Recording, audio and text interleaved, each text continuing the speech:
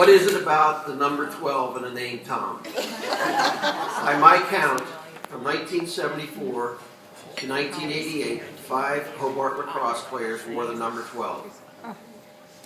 All of them are in the Hobart Hall of Fame, and 3 are named Tom. From the bottom of the pile of teammates following Larry's winning goal in 1982, freshman brother Tom Grimaldi rose to the top of college lacrosse. As a sophomore, he led the Statesmen in an upset of defending Division I national champion, the University of North Carolina, and then appeared on the cover of Lacrosse magazine.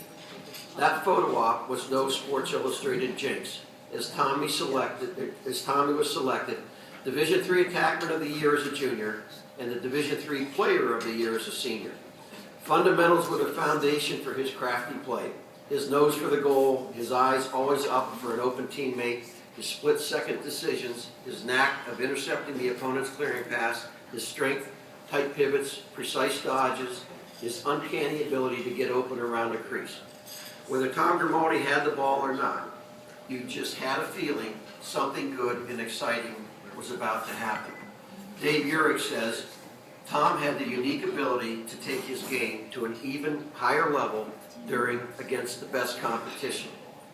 While too humble to accept that praise, Tom might agree that his artistic play in the lacrosse field could be attributed to his classes with Professor Marvin Graham, who many of us know was a pro at getting his students to think outside the box. It's indeed my pleasure and a special honor to welcome this marvelous statesman into Hobart College's Athletic Hall of Fame. Ladies and gentlemen, from the class of '85, Tommy Grimaldi.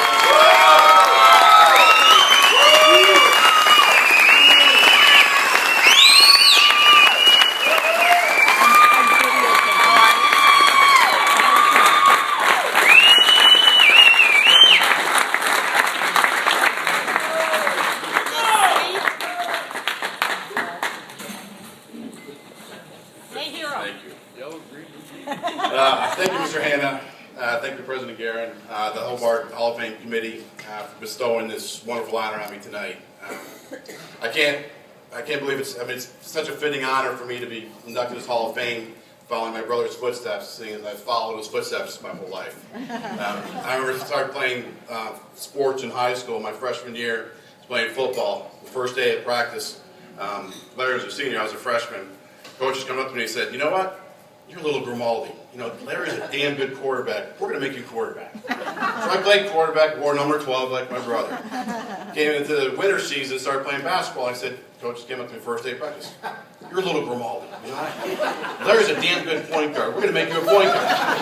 So I played point guard, wore number 12 just like Larry. Got into spring that season for lacrosse. First day of practice, "Oh, geez, you're a little Grimaldi. Larry's a damn good midfielder. We're going to make you a midfielder." Thank God that's why I stopped following his footsteps. Once they realized I couldn't get up and down the field more than twice with being winded, I said, "You know what? You're going to be a better attacker. We're going to make you an attacker."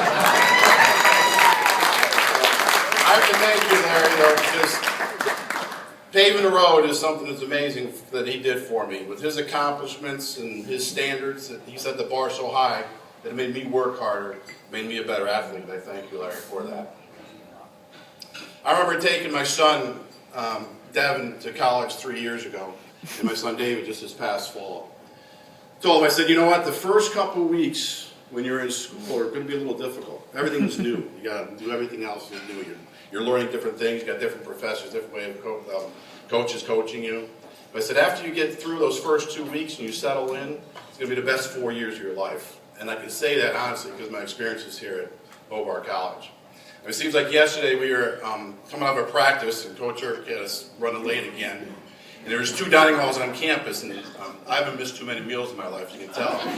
So one dining hall was closed, the other dining hall was still open. It's up, I can't remember the name of it, Comstock, up on William Smith campus. So we ran out of practice. I jumped in the van with Tom Rosa and Mike Morford and myself, and this van my parents had given me for the week. This thing was unbelievable. This thing, I mean, it was a conversion van. It was a college man dream van. It had bucket seats in the front, bucket seats in the back. They swiveled around. There was a table in the middle. There was a refrigerator in the back.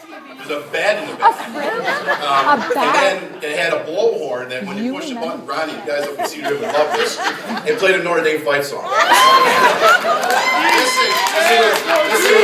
thing was a beast. So Rosie and Munch and I jumped in this van. We come flying up here on the hill to get behind the Bristol gym. So I parked the van, I sprint out and run into the dining hall, and all of a sudden I hear Rosie yell, "Grimble, the van's moving!" I'm like, oh my God. So I run back around the van, and there's Rosie holding onto the door. He can't get in because I locked it. But he thinks he can stop this van from going down the hill. So he can't do it, so we just kind of watch this van go down the hill. I don't know how it missed all the cars up there, but it missed every single car. And there's a set of stairs along the Bristol gym on the side. The metal railing, it plowed through this metal railing, pulled it up out of the cement. And there was an embankment, and then, at the bottom of the embankment was a chain link fence.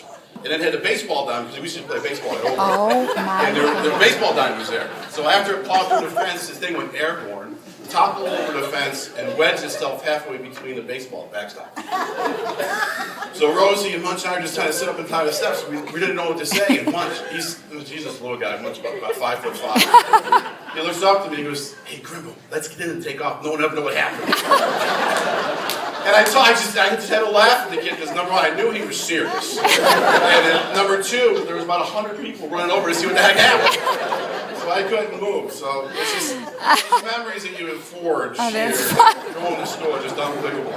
You know, so it's a friendship like that. It's the bonds that you create when you play the sport. You know, it's something that lasts a lifetime. It doesn't matter if you see someone once a month, once a year, every 10 years. You always pick up right where you left off. You know, it's going against guys like Danny Whalen who practiced every day for 4 years. It's trying to score on goalies like Guy Van Arsdale that made me a better player, and I appreciate all of my teammates for that. It's playing in games with Danny Whalen, Tommy Rosa, guys like that make all that hard work special. You know, it's like what Larry said about the winter workouts up in Bristol gym, like 11 o'clock at night, with the heat turned up and full sweats, you know, all the way to the time 220s we have to do to prepare ourselves for the playoffs, were something that made those bonds stronger, because when you got to those games, it made all that hard work pay off, and those games were special. There's so many games I can recall. I was fortunate enough to start on a team with Larry when he was a senior and I was a freshman, and to be on the field when he scored that goal, and to be on the bottom of that pile was something special I'll never, ever forget. I think the most important, one game I'll always remember is the UNC game that Mr. Hanna spoke about. It was my sophomore year, and back then they used to play what was called a Battle of Champions. They took the Division I champ and the Division III champ, and they played the following year. And it was sort of like a kickoff classic for the year. North Carolina had just come off of back-to-back national championships. They were 26-0. They had 3 guys that already made the world team that were on that team. So needless to say, they were pretty good. We knew they were pretty good too, but when we went out and we scored the first goal, like in the first minute, we said, we're not that good. We can beat these guys. You know, but then they went off and ripped 5 straight goals on us. You know, and we're like, oh God, what are we going to do now? But we were able to score 2 more goals late in the first half. We went into halftime, I think down 5-3 or something like that.